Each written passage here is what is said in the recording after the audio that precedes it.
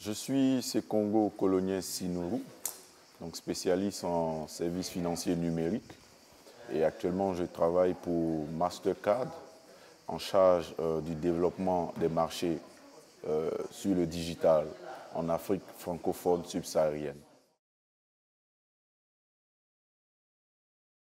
À Boulder, je suis en charge du cours sur les réseaux d'agents, donc qui permet d'enseigner aux responsables des institutions de microfinance tout le concept du développement des réseaux d'agents, donc qui permettent aux IMF de capitaliser des réseaux tiers de détaillants pour distribuer les services financiers numériques.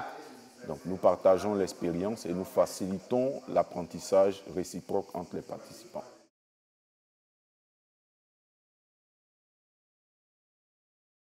Oui, les IMF font aujourd'hui face à un vent de transformation qui émane de l'explosion des nouvelles technologies. Ouais, depuis l'explosion de la téléphonie mobile, on a vu se développer de nouveaux business models dans l'industrie de la finance. Donc avec l'entrée de nouveaux acteurs tels que les fintech, tels que les opérateurs de téléphonie mobile, qui imposent aujourd'hui une certaine innovation au sein de ces institutions-là. Donc comment entamer cette transformation?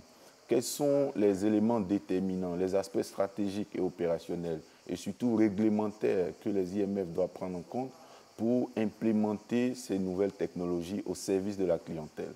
Voici un peu les sujets qui sont d'intérêt dans les cours que nous animons à Boulder.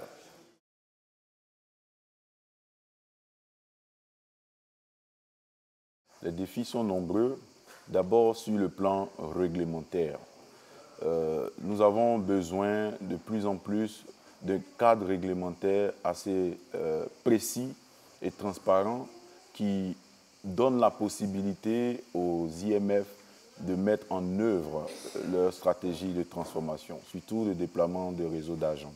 Au niveau institutionnel, il y a des défis au niveau des compétences même internes, les ressources humaines.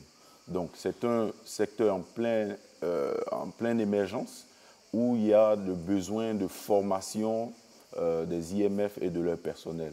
L'on rencontre aussi des défis au niveau stratégique, donc qui sont par ailleurs liés au développement des compétences humaines. Donc quels sont les meilleurs business models? Quelles sont les meilleures pratiques en fonction des réalités des marchés qu'une IMF peut mettre en œuvre pour pouvoir réussir cette transition vers le digital? Enfin, on peut aussi énumérer les défis technologiques.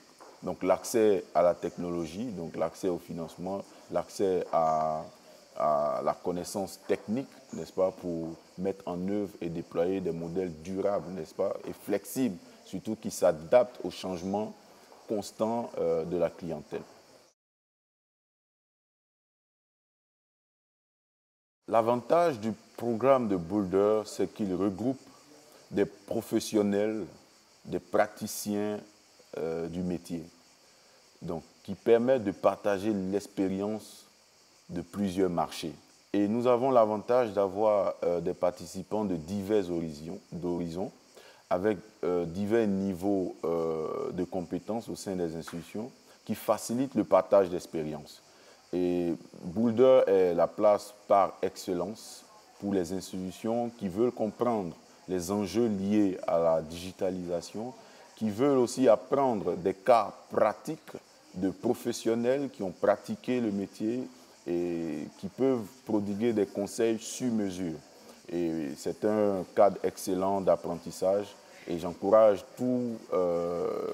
toute personne issue d'une institution financière de tout horizon de véritablement avoir la chance de participer à ces programmes de Boulder.